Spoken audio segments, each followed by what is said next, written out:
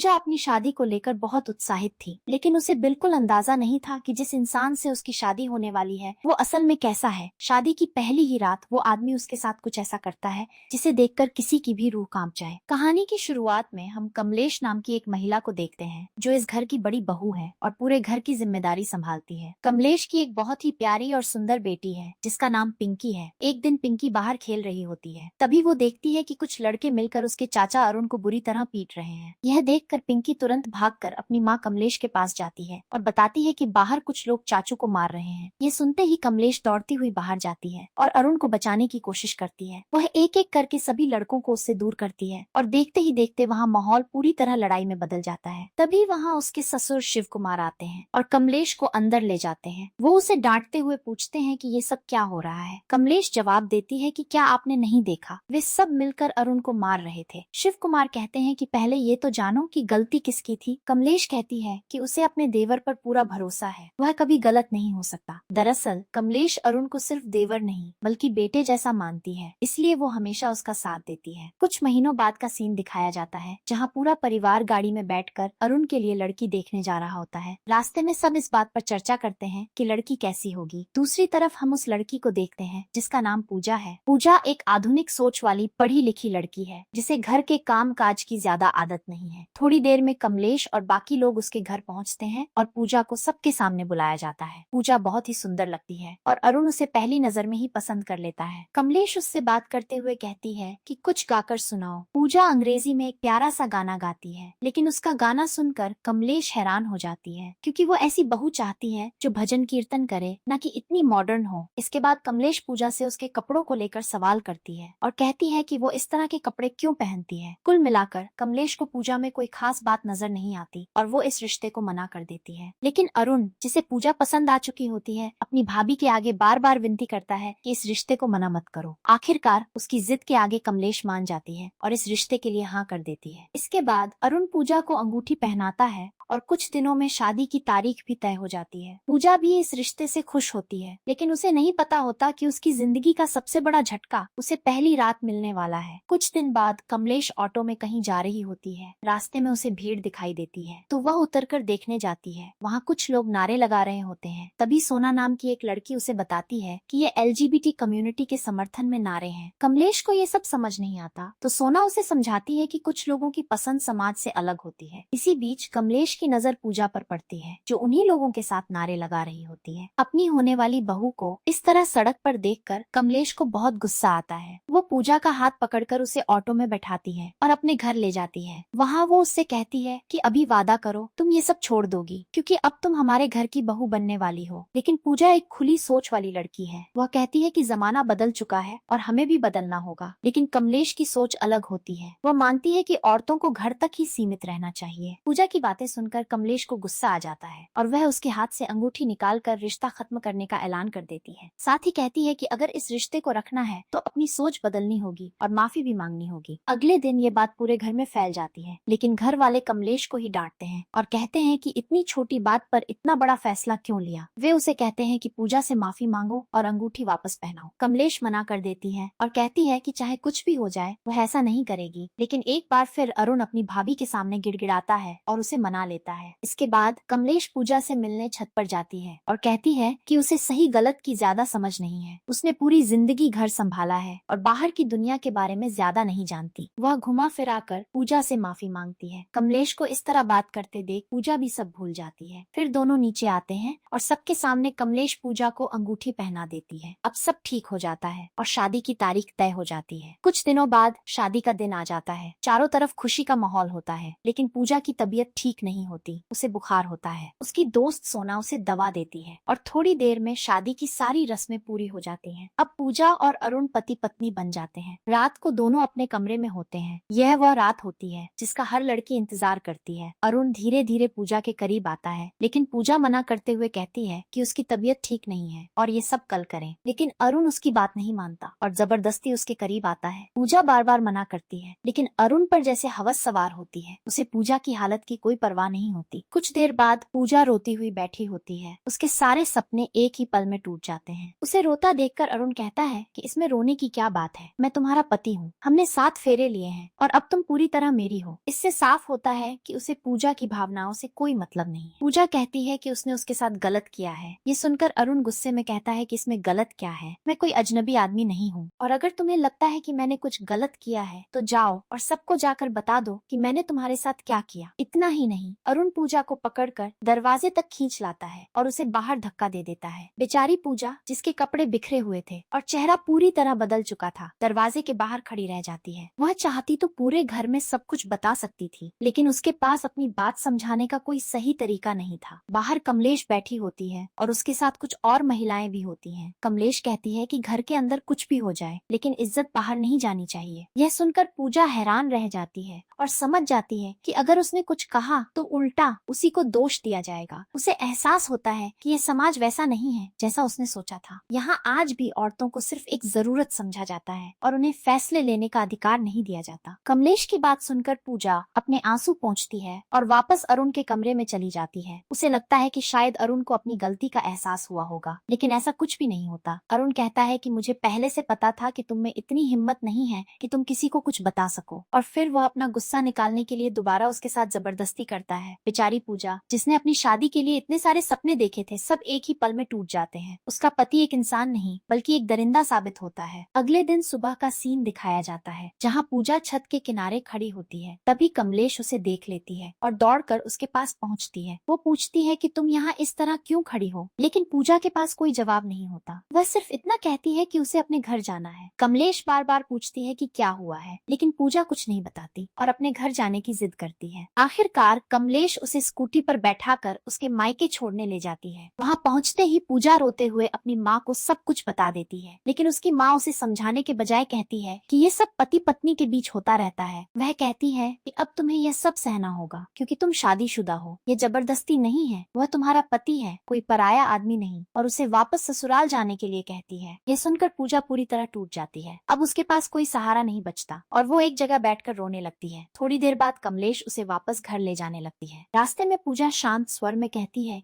कि उसे वॉशरूम जाना है। कमलेश स्कूटी रोक देती है और पूजा नीचे उतर जाती है, लेकिन कुछ ही देर में वह अचानक गायब हो जाती है। कमलेश उसे हर जगह ढूंढती है, गलियों में तलाश करती है, लेकिन पूजा कहीं नहीं मिलती। थोड़ी ही देर में ये खबर पूरे घर में फैल जाती है कि पूजा भाग गई है। शिव कुमार गुस्से में कहता है कि अगर किसी को पता चल गया कि उसकी नई बहू दूसरे ही दिन घर छोड़कर भाग गई तो उनकी इज्जत मिट्टी में मिल जाएगी। वो कमलेश से कहता है कि किसी भी हालत में उसे ढूंढ कर वापस लाओ। इसके बाद पूरा परिवार पूजा को हर जगह ढूंढने लगता है। दूसरी तरफ कमलेश पूजा की दोस्त सोना के पास जाती है और बात घुमा कर उसके बारे में पूछती है। सोना पूजा को कॉल करती है, लेकिन वो किसी का फोन नहीं उठाती। तब सोना कमलेश से पूछती है कि आखिर बात क्या है। मजबूरी में कमलेश उसे बता देती है कि पूजा घर से चली गई है। बातों बातों में कमलेश सोना से पूछती है कि ये LGBT क्या होता है। सोना समझाती है कि ये उन महिलाओं की मदद करता है जो समाज के नियमों में दबकर रह जाती हैं और जिनके साथ जबरदस्ती होती है। लेकिन कमलेश, जो पुरानी सोच की है, उल्टा सोना को ही दोष देने लगती है और कहती है कि औरतों को घर से बाहर नहीं निकलना चाहिए, तभी वे सुरक्षित रहेगी। इस पर सोना उसे सीधा जवाब देती है कि जब औरतें अपने ही घर में सुरक्षित नहीं है तो बाहर कैसे सुरक्षित रहेगी। थोड़ी देर बाद उन्हें एक खबर मिलती है कि वो एक सुनसान जगह पर बैठी है। कमलेश तुरंत सोना को साथ लेकर वहाँ पहुँचती है। थोड़ी देर खोजने के बाद सोना को पूजा दिख जाती है, जो चुपचाप एक कोने में बैठकर अपने दिल का दर्द कम करने की कोशिश कर रही होती है। सोना उसके पास जाकर पूछती है, तुम यहाँ क्या कर रही हो? अभी अभी तुम्हारी शादी हुई है। लेकिन पूजा की आंखों में सिर्फ आंसू होते हैं। सोना उसे समझाते हुए कहती है, अगर कोई परेशानी है तो मुझे बताओ, मैं तुम्हारे साथ हूँ। तभी वहाँ कमलेश भी पहुँच जाती है और सीधे पूछती है, तुम्हारी समस्या क्या है? आखिर तुम चाहती क्या हो? ऐसी कौन सी बात हो गई कि बात यहाँ तक पहुँच गई? हिम्मत जुटाकर पूजा कहती है, अरुण ने मेरे साथ जबरदस्ती की। मैंने कहा था कि मेरी तबीयत ठीक नहीं है, लेकिन उसने मेरी एक नहीं सुनी और मेरे साथ गलत किया। ये सुनते ही कमलेश गुस्से में आकर उसे थप्पड़ मारती है और कहती है, वो तुम्हारा पति है, उसे पूरा हक है, और तुम कह रही हो उसने तुम्हारा रेप किया। क्या तुम पागल हो? रेप तो तब होता है जब कोई गैर मर्द ऐसा करे। उसने तुमसे शादी की है, वह जो चाहे कर सकता है। इस पर पूजा दर्द में कहती है, तो क्या औरत की कोई मर्जी नहीं होती? क्या वो सिर्फ मर्द के लिए एक चीज है? बहस बढ़ने के बाद कमलेश उसे वापस घर ले आती है। घर पहुँचते ही शिव कुमार पूछता है, ये क्या किया तुमने? ऐसी क्या बात हो गई कि दूसरे ही दिन घर छोड़कर भाग गई? वो आगे कहता है, हमारी समाज में इज्जत है, लोग हमें मानते हैं, बेहतर होगा कि तुम ये सब बंद करो। इतना कहकर वह बात खत्म करके वहाँ से चला जाता है। उधर कमलेश के मन में पूजा की बातें घूमने लगती हैं। वह अपने पति विनय से पूछती है कि कुछ साल पहले अरुण की लड़ाई क्यों हुई थी, लेकिन विनय बात टाल देता है और कहता है कि लड़कों में में ऐसी बातें होती रहती हैं। इसके बाद परिवार अरुण और पूजा को हनीमून पर भेजता है। वहाँ पहुंचकर पूजा डरते हुए कहती है, मुझे तुमसे डर लगने लगा है। हम सब कुछ भूलकर नई शुरुआत करें। पहले एक दूसरे को समझें, दोस्त बने। लेकिन अरुण अपनी आदत नहीं बदलता और फिर से वही सब करता है। अब पूजा की जिंदगी जैसे खत्म हो चुकी होती है। वह हर दिन चुपचाप सब सहती है। एक दिन वो बहाना बनाती है कि उसे पीरियड्स हैं, लेकिन अरुण उस पर भी शक करता है। पूजा वॉशरूम में जाकर दरवाजा बंद कर लेती है और धीरे धीरे रोने लगती है। वो अपनी किस्मत को कोसती है और पूरी तरह टूट चुकी होती है। आखिरकार वह एक ब्लेड उठाती है और खुद को नुकसान पहुंचा लेती है। अगले सीन में पूरा परिवार अस्पताल में होता है। कमलेश अरुण से पूछती है, क्या तुमने उसके साथ कुछ किया? अरुण इनकार करता है, लेकिन अब कमलेश को उस पर भरोसा नहीं होता। वह डॉक्टर से पूछती है तो डॉक्टर बताती है कि पूजा ने खुद को ब्लेड से काटा है। ये सुनकर कमलेश के होश उड़ जाते हैं और उसे समझ आता है कि पूजा कितनी मजबूर रही होगी। कमलेश पूजा के पास जाकर पूछती है, क्या ये तुमने खुद किया? पूजा हाँ कहती है और कहती है कि अगर विश्वास नहीं है तो कमरे में जाकर देख लो। कमलेश वहाँ जाकर ब्लेड देखती है और खुद पर चोट करने की कोशिश करती है, लेकिन उसे समझ आता है कि खुद को दर्द देना कितना मुश्किल होता है। अब उसे पूरी सच्चाई समझ आ जाती है। वह मान लेती है कि पूजा सही है और उसके साथ बहुत गलत हुआ है। उसकी सोच पूरी तरह बदल जाती है। वह पूजा के पास जाकर कहती है, तुम सही हो, गलती अरुण की है, मैं तुम्हें इंसाफ दिलाऊंगी। पहली बार पूजा को लगता है कि कोई उसका साथ दे रहा है। इसी बीच अरुण अस्पताल आता है और डॉक्टर से पूछता है कि वह अपनी पत्नी के साथ कब फिर से संबंध बना सकता है। ये सुनकर डॉक्टर गुस्से से भर जाती है और उसे डांटते हुए बाहर निकलवा देती है। घर पर कमलेश पूजा से कहती है कि उन्हें ये बात शिव कुमार को बतानी चाहिए, क्योंकि वह हमेशा सही फैसला लेते हैं। तभी अरुण घर पहुंचता है और पूजा से मिलने जाता है, लेकिन अंदर रस्म चल रही होती है और उसे रोक दिया जाता है। वह बाहर से आवाज लगाता है, तभी कमलेश बाहर आती है और उसे रोक देती है। कमलेश गुस्से में अरुण से कहती है, तुमने पूजा के साथ बहुत गलत किया है और तुम्हें इसकी सजा जरूर मिलेगी, चाहे जेल ही क्यों न जाना पड़े। लेकिन अरुण बिना झिझक जवाब देता है, मैंने कुछ गलत नहीं किया। पूजा मेरी पत्नी है, मैं उसके साथ जो चाहूँ कर सकता हूँ, उस पर मेरा पूरा हक है। यानी उसे अपने किए पर कोई पछतावा नहीं था। उसे ये सब बिल्कुल सामान्य लग रहा था। इसके बाद कमलेश पूरी बात शिव कुमार को बताती है कि अरुण ने पूजा के साथ जबरदस्ती की। पहले तो शिव कुमार भी इसे बड़ी बात नहीं मानते, लेकिन जब मामला बढ़ जाता है तो वो अरुण से पूजा से माफी मांगने को कहते हैं। अरुण भी सिर झुकाकर सॉरी बोल देता है और परिवार इस बात को वहीं खत्म करना चाहता है। लेकिन पूजा के लिए ये इतना आसान नहीं था। उसने जो सहा वह सिर्फ एक सॉरी से खत्म नहीं हो सकता था। वो चाहती थी कि अरुण को सही सजा मिले। कुछ देर बाद कमलेश अकेले में शिव कुमार से कहती है, बाबूजी, अरुण ने बहुत गलत किया है। शिव कुमार जवाब देते हैं, ठीक है, उसने गलती मानी और माफी भी मांग ली, अब बात यहीं खत्म करो। लेकिन कमलेश अब कानून के जरिए सजा दिलाना चाहती थी। वह कहती है उसे जेल जाना चाहिए। ये सुनकर शिव कुमार गुस्से में आ जाते हैं और कहते हैं, आज तक हमारे घर पर पुलिस नहीं आई और कभी नहीं आएगी। मैं अपने बेटे को जेल नहीं भेजूंगा। तब कमलेश भी साफ कह देती है, अगर आप नहीं करेंगे तो मैं खुद उसे सजा दिलवाऊंगी। शिव कुमार गुस्से में चिल्लाते हैं, अगर तुम घर वालों के खिलाफ जा रही हो तो अभी इस घर से निकल जाओ। अगले ही दिन दोनों बहुओं को घर से बाहर निकाल दिया जाता है। उनके जाने के बाद विनय अपने पिता से पूछता है, आप ऐसा क्यों कर रहे हैं? शिव कुमार कहते हैं, चिंता मत करो, थोड़ी देर भटकने के बाद खुद ही वापस आ जाएंगी। कुछ समय बाद कमलेश वापस आती है और शिव कुमार के पैर छूती है। उन्हें लगता है कि वो माफी मांगने आई है, लेकिन कमलेश सिर्फ आशीर्वाद लेकर फिर से चली जाती है। इस बार वो पूजा के साथ अपने नाना के पास जाती है और पूरी बात बताती है। नाना कहते हैं, मैरिटल रेप पर अभी तक कोई कानून नहीं बना है, इसलिए सीधे केस करना मुश्किल है, लेकिन हम दहेज का केस कर सकते हैं। यह केस बहुत गंभीर होता है और पूरे परिवार को जेल हो सकती है। लेकिन कमलेश इसके लिए तैयार नहीं होती। उसका मानना था कि गलती सिर्फ अरुण की है, इसलिए सजा भी उसी को मिलनी चाहिए। लेकिन पूजा कहती है, जो गलत का साथ देता है वो भी उतना ही दोषी होता है। आखिरकार केस की फाइल तैयार की जाती है। नाना पूजा से साइन करने को कहते हैं, लेकिन तभी कमलेश फाइल को उठाकर जला देती है। यह देखकर पूजा रोने लगती है। थोड़ी देर बाद नाना बताते हैं कि उन्होंने केस पहले ही ऑनलाइन डाल दिया है। दूसरी तरफ पुलिस शिव कुमार के घर पहुंचती है और पूरे परिवार को लेकर जाने लगती है, लेकिन रास्ते में ही उन्हें जमानत मिल जाती है, क्योंकि उन्होंने पहले से ही तैयारी कर रखी थी। इसके बाद शिव कुमार अपने बेटों के साथ पूजा के पिता के पास जाते हैं। वो सबको बाहर भेजकर अकेले में बात करते हैं और कहते हैं कि अपनी बेटी को वापस बुलाओ और उससे कहो कि सबके सामने माफी मांगे। लेकिन पूजा के पिता मना कर देते हैं। तब शिव कुमार चाल चलते हुए उन्हें नींद की गोलियां मिलाकर पिला देते हैं और पहले से ही अस्पताल में कमरा बुक करवा देते हैं। कुछ देर बाद पूजा को कॉल आता है कि उसके पिता अस्पताल में हैं। यह सुनकर वो और कमलेश तुरंत वहां पहुंचते हैं। अस्पताल में उसके पिता कहते हैं, बेटा, तुम्हें अपने ससुराल वापस जाना चाहिए। तुम कब तक हमें परेशान करती रहोगी? पूजा बाहर आकर कमलेश से कहती है, मैं उस घर में वापस नहीं जाना चाहती। लेकिन पिता हाथ जोड़कर विनती करते हैं, मेरी मेरी बात मान लो और वापस चली जाओ। अपने पिता की हालत देखकर पूजा टूट जाती है और आखिरकार वापस जाने का फैसला कर लेती है। घर लौटने पर सब कुछ पहले जैसा ही हो जाता है, जैसे कुछ बदला ही नहीं। तभी घर की दादी, जो हमेशा चुप रहती थी, पहली बार बोलती है, तुम्हें अपनी आवाज उठानी होगी, लोगों को सच बताना होगा। अगर आज नहीं बोली तो जिंदगी भर सहना पड़ेगा। उनकी बात दोनों के दिल में गूंज जाती है। अगले दिन घर में एक कार्यक्रम रखा जाता है। आसपास की कई औरतें वहाँ मौजूद होती हैं। यह सच बताने का सही मौका था। सभी को उम्मीद थी कि पूजा कुछ अच्छा कहेगी, लेकिन पूजा हिम्मत करके सच बोल देती है। अरुण ने मेरे साथ जबरदस्ती की है, बार बार की है। उसने मेरी मर्जी के बिना मुझे छुआ, यानी उसने मेरा रेप किया है। यह सुनकर शिव कुमार गुस्से में कहते हैं, ये क्या कह रही हो, चुप रहो। उनकी आवाज से एक पल के लिए पूजा रुक जाती है, लेकिन इस बार कमलेश आगे आती है। शिव कुमार सभी को जाने के लिए कहते हैं, लेकिन कमलेश सबको रोक देती है और कहती है, हमें अपनी आवाज उठानी होगी, वरना हम हमेशा दबे रहेंगे। हमारी जिंदगी तो निकल गई, लेकिन क्या हमने अपनी बेटियों के बारे में सोचा? अगर आज नहीं बोले तो हमारी बेटियां भी यही सब झेलेंगी। उसकी बात सुनकर सब चुप हो जाते हैं। तभी अरुण आकर पूजा को अंदर ले जाने की कोशिश करता है, लेकिन अब पूजा मना कर देती है। गुस्से में अरुण उसे थप्पड़ मारने जाता है, लेकिन कमलेश उसका हाथ पकड़ लेती है और कहती है, अब फैसला सिर्फ घर का नहीं होगा, तुम्हें सबके सामने पूजा से माफी मांगनी होगी। वह आगे कहती है, आज के बाद तुम्हारा इस घर की किसी भी औरत से कोई रिश्ता नहीं रहेगा, यहाँ तक कि पिंकी की शादी में भी तुम हिस्सा नहीं लोगे। परिवार के बाकी लोग भी कमलेश का साथ देते हैं। अब अरुण के साथ सिर्फ उसका पिता ही खड़ा होता है। अरुण का घमंड टूट जाता है और वो सबके सामने पूजा के पैरों में झुककर माफी मांगता है, लेकिन पूजा अपने पैर पीछे कर लेती है और कहती है, एक सॉरी से मेरे जख्म ठीक नहीं होंगे। आज माफी मांग रहे हो, लेकिन क्या गारंटी है कि फिर ऐसा नहीं करोगे? मैं तुम्हें पहचान चुकी हूँ। वह आगे कहती है, हमारे देश में अभी मैरिटल रेप के खिलाफ कानून नहीं है। अगर होता तो आज तुम यहाँ नहीं, जेल में होते। लेकिन जिस दिन यह कानून बनेगा, सबसे पहला केस मैं तुम्हारे खिलाफ करूंगी। सभी लोग चुप होकर यह सब सुनते रहते हैं। किसी में हिम्मत नहीं होती कि पूजा या कमलेश के खिलाफ कुछ बोले। शिव कुमार, जो हमेशा समाज में सम्मान से रहे, आज सबके सामने खामोश खड़े रह जाते हैं। अपनी बात खत्म करके पूजा वहाँ से चली जाती है और इसी के साथ फिल्म खत्म होती है। अगर आप मेरे चैनल पर नए हैं तो प्लीज चैनल को सब्सक्राइब करें और बेल आइकन जरूर दबाएं, ताकि मुझे आपका सपोर्ट और मोटिवेशन मिलता रहे और मैं आप सबके लिए ऐसे ही बेहतरीन वीडियो लाती रहूं। तब तक के लिए बाय।